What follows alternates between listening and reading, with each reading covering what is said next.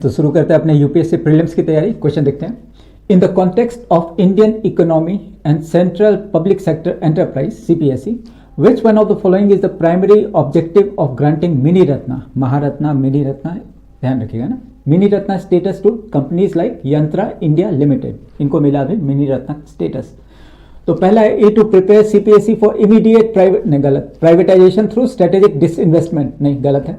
To mandate the inclusion of at least 5 cabinet minister on the board of director, ये भी गलत है। To ensure the CPSE receive 100, ये तो है ना, 100% of capital expenditure from the union budget, बिल्कुल गलत।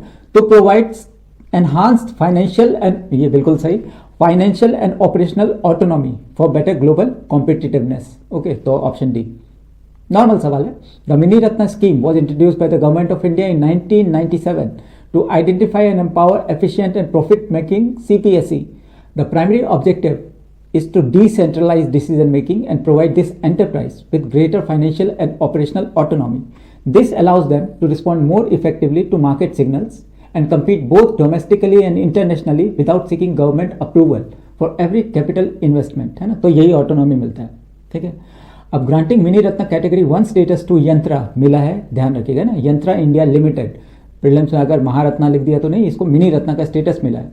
Signifies that the government recognise its potential for growth.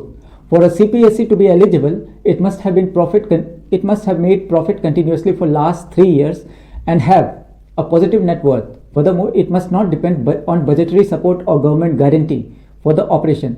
By granting this status, the board is empowered to incur a capital expenditure on new project or modernization up to 500 crore.